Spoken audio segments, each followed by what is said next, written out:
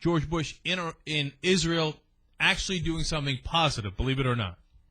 It's true. Let me read you his quote, and then I'll tell you the significance of it. He said, "There should be an end to the occupation that began in 1967. The agreement must establish Palestine as a homeland for the Palestinian people, just as Israel is a homeland for the Jewish people. These negotiations must ensure that Israel has secure, recognized, and defensible borders, and they must ensure that the state of Palestine is viable, contiguous, sovereign, and independent." That is a terrific statement. Can you believe it? I just said George Bush gave a terrific statement.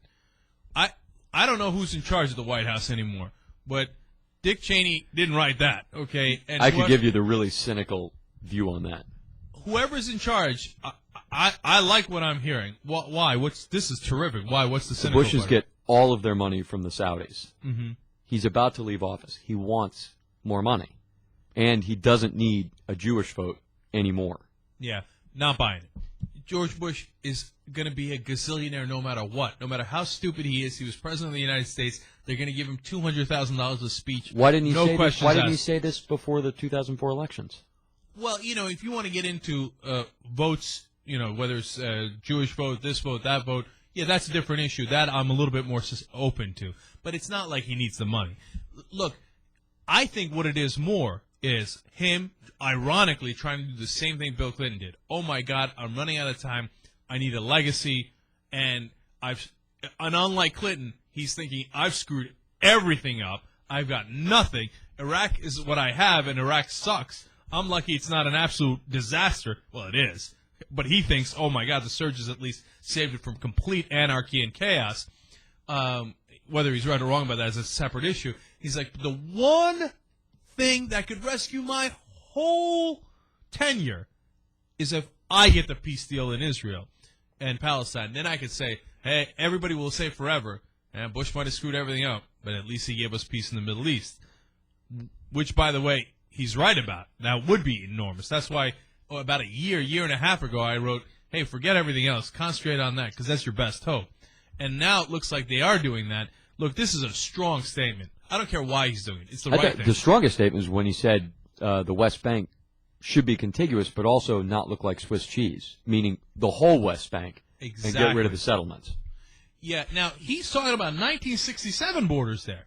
That's strong. That means Jerusalem. That means Golan Heights, etc. Now, they came back later and clarified. They're like, no, mainly we mean the West Bank.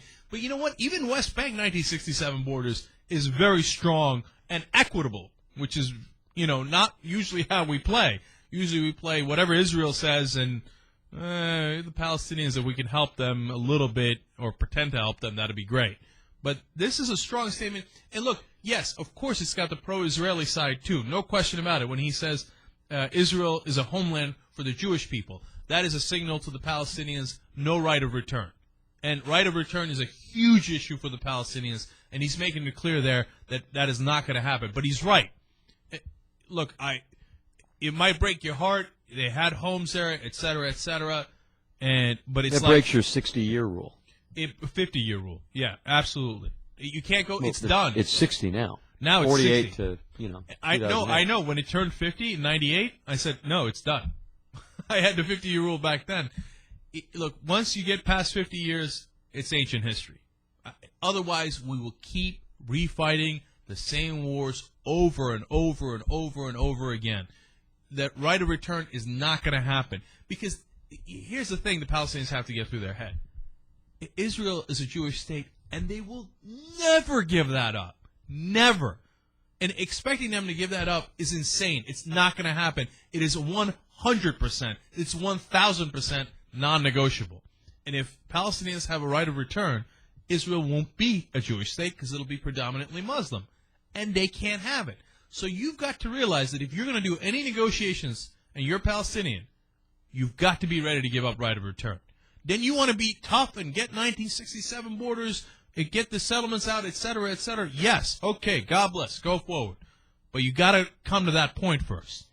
And then on the Israeli side, look, normally we say that anyway. I mean, that's good that he's saying that and trying to get the Palestinians to get more real. But we say that all the time anyway. But we normally don't call I believe it's the first time a president has called what's happening in the West Bank an occupation as well. So it's strong statements that are actually equitable. God bless. Credit where credit is due. Now, is he actually going to get the peace deal done? Look, this one's not about Bush. It's a hell of a thing. It's really, really hard. So, and they're being, to be fair, Granted, though, he has control of the purse strings. He does, and it looks like he's willing to use whatever is in his arsenal at this point because he's desperate for a win, right?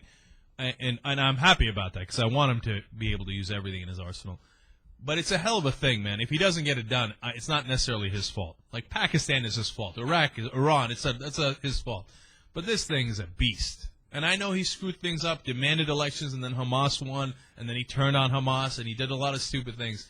But no one's gotten peace in the Middle East. So, but Godspeed. I hope they go for it. I hope they make some headway into it.